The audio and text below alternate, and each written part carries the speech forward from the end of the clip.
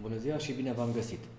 În acest scurt video vreau să vă arăt cum putem să creăm o mică animație folosind Scratch. Pentru a accesa Scratch, deschidem un browser și putem scrie aici la căutarea de la Google Scratch.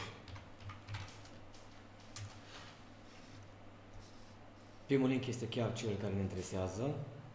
De siguranță puteți să vă uitați să scrie Scratch MIT Edu. Dăm click pe link. De aici alegem Start Creating. În câteva secunde se încarcă planșa de lucru. Avem 3 secțiuni. Partea centrală, unde putem să plasăm comenzi care să se execute.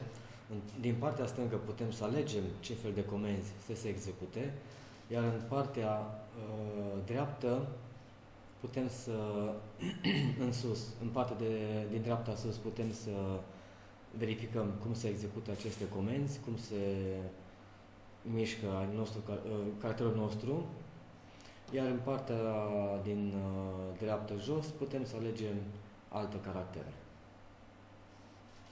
Dacă dorim să creăm o animație, un joc folosind caracterul prezent de la început, putem să lăsăm acest caracter, dacă nu, putem să ștergem și să alegem un alt caracter. Aici avem mai multe categorii, putem să alegem o categorie, alegem o minge sau orice altceva,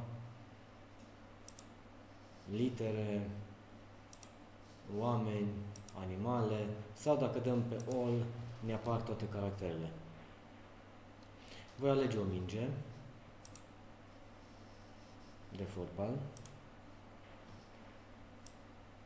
Ce putem să facem cu această minge? Putem să îl mișcăm în acest dreptunghi. Dreptunghiul acesta este locul unde se va desfășura animația noastră sau chiar jocul nostru. Putem să-l mărim, apăsăm pe acest buton, se mărește aproape pe tot ecranul, sau putem să îl micșorăm de la acest buton și revine la starea inițială. Avem aici steagul acesta verde. Când avem comenzi adăugate, putem face ca acele comenzi să se execute când apăsăm pe acest steag și eventual să se oprească atunci când apăsăm pe acest semn de stop. Bun, pentru a adăuga comenzi, ca să mișcăm această minge, putem alege aici din partea stângă, dintre comenzile de tip motion. Cele de tip motion determină un obiect să se miște. De exemplu, dacă vreau să mișc această minge spre dreapta, voi alege comanda, un pic să văd aici, Change X by. Când modificăm, fiecare obiect are două coordonate, coordonata X și coordonata Y. Coordonata X corespunde mișcării pe orizontală și coordonata Y corespunde mișcării pe verticală. Aici putem să modificăm cu o valoare pozitivă sau negativă. Dacă avem o valoare pozitivă, atunci se va mișca către dreapta. Dacă avem o valoare negativă, se va mișca către stânga. Haideți să încercăm. Scriu aici 50. E pozitiv. Dau click pe comandă și s-a mișcat mingea către dreapta. Dacă scriu minus 50, deci este o valoare negativă și dau click pe comandă, atunci se mișcă mingea spre stânga. Dacă vrem să mișcăm pe verticală, în sus sau în jos, atunci trebuie să modificăm Y-ul și atunci alegem aici comanda Change Y by. Putem, dacă e număr pozitiv, atunci mingea va urca, dacă e număr negativ, atunci mingea va coborî. Putem lipi aceste comenzi. Pun aici 50, minus 50. Și atunci, dacă apăs pe aceste comenzi, fiind lipite, se execute deodată. Observați? mut mingea aici sus, în colțul din dreapta sus, dau click pe oricare, nu contează pe care, și atunci se execută deodată. De fapt, una după alta se execută. Dar foarte repede și noi nu vedem, ca și cum s-ar executa deodată. Observați că mingea, având ambele valori negative, mingea va merge în jos și spre stânga. Dacă pun ambele pozitive, va merge în sus și spre dreapta.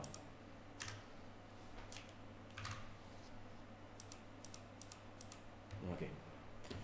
Dacă dorim, de exemplu, să nu se miște deodată și în jos și spre stânga, sau în sus dreapta, sau jos dreapta, sus stânga, atunci putem include între cele două mișcări un timp de așteptare. Asta putem de la control. În partea stângă avem categorii de comenzi și la categoria control putem să alegem o comandă care așteaptă câte secunde vrem noi, de exemplu o secundă. Adaug comanda după change X, lipesc mai departe comanda change Y, ele sunt blocuri care se pot lipi una după alta și atunci când apăs click pe comenzi, va crește X cu 50, va aștepta o secundă și va crește Y cu 50. Asta înseamnă că va crește X cu 50, adică se va deplasa la dreapta cu 50 de puncte, va aștepta o secundă, după care se va deplasa în sus 50 de punctulețe. Haideți să vedem. Și într-adevăr, observați, prima dată s-a dus spre dreapta, după care a stat o secundă și s-a dus în sus. Bun. Haideți să încercăm să mișcăm această minge pe traiectoria unui pătrat, adică să meargă în dreapta, sus, stânga, jos și să revină de unde a plecat.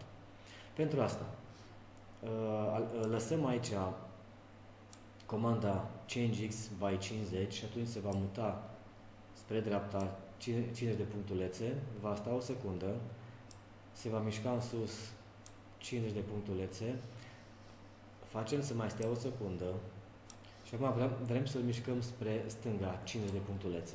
Pentru asta îi schimbăm X-ul, dar cu minus 50. Mă duc înapoi la Motion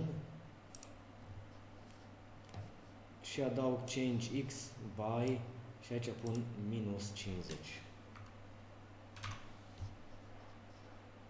Hai să verificăm dacă până acum funcționează. Da. Observați, s-a dus în dreapta, sus, stânga. Și trebuie să mai vină acum în jos. Mai adaug o secundă, să aștepte o secundă. Putem și cu copy-paste, putem să dăm click dreapta sau duplicare. Și atunci am de două ori. Observați? Ok. Și acum vreau să aduc mingea în jos. Îi modificăm Y-ul, care este pe verticală. Mergem înapoi la Motion și aici alegem comanda Change Y. Și ca să vină în jos, minus 50. Bun, haideți să vedem dacă funcționează.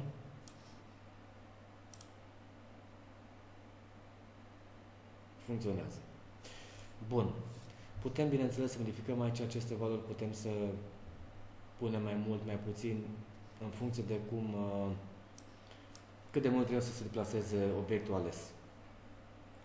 Ok, acum, haideți să vedem cum am putea să repetăm acest set de mișcări. Ca să repetăm anumite acțiuni, anumite comenzi, avem aici la Control, Repeat. Tot ce includ în acest repeat se va repeta de câte ori scrie acest număr. Și atunci, dacă vreau să adaug această mișcare creată de mine mai înainte, în blocul repeat, atunci dau click pe primul, ar fi în regulă, pe primul dintre acțiuni și efectiv îl plasez aici în repeat și dau drumul. Și atunci toate aceste acțiuni adăugate se vor repeta de 10 ori. Sau dacă vreau de mai puține ori, scriu 3 sau 4 sau 5. Și atunci toate aceste acțiuni se vor repeta de 3 ori. Haideți să verificăm. Dau click pe Repeat și trebuie să se miște de 3 ori.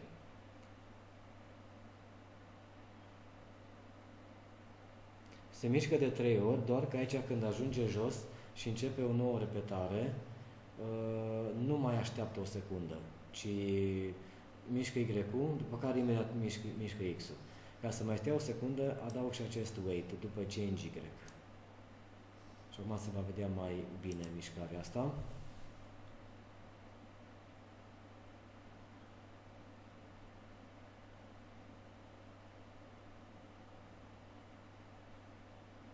Da, a făcut corect. Mai exact, cum repet aceste acțiuni? Când dau click pe repeat, execută acțiunea. Prima acțiune, modifică X-ul cu 50, se deplasează spre dreapta, așteaptă o secundă, după care merge în sus, așteaptă o secundă, vine spre stânga, așteaptă o secundă, vine în jos, așteaptă o secundă, după care se întoarce la început și execută din nou aceste acțiuni, pe rând pe rând. După care din nou se întoarce de la început și execută încă o dată aceste acțiuni. De 3 ori. Dacă, în schimb, dorim să repetăm de un număr, adică pentru totdeauna, de infinit de ori, atunci putem adăuga de la control acest forever. Și tot ce includ în acest forever se execută la nesfârșit. Am inclus această mișcare a noastră, dau click pe forever și observați că se va mișca la nesfârșit.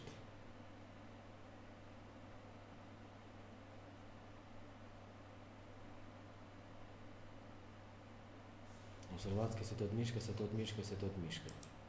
Putem opri mișcarea la nesfârșit prin apăsarea acestui buton stop. Bun, în regulă. Acum, cum facem ca acțiunea noastră să pornească atunci când apăsăm pe acest tab?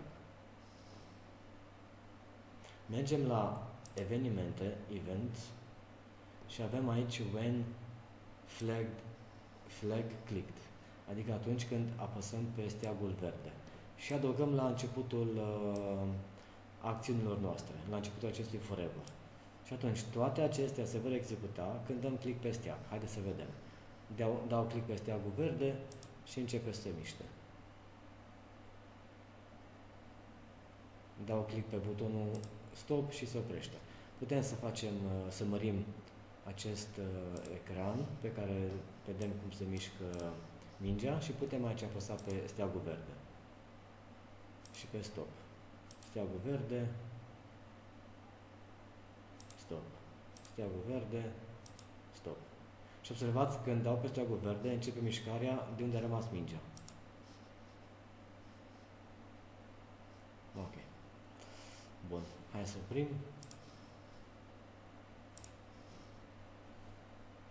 Cam asta am vrut să vă arăt astăzi, în acest video. Ca o temă, încercați să realizați o mișcare prin care mingea să plece de aici, din colțul din stânga jos și să se miște încet, încet, încet în colțul opus. Dreapta sus. Asta ar fi un exercițiu. Iar un alt exercițiu, să plece din colțul stânga sus, să se miște pe diagonală, după care să vină în colțul stânga jos, să se miște pe diagonală spre dreapta sus și să revină de unde a plecat.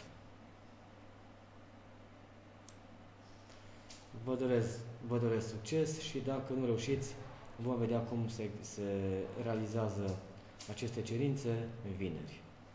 Până atunci, numai bine și la revedere!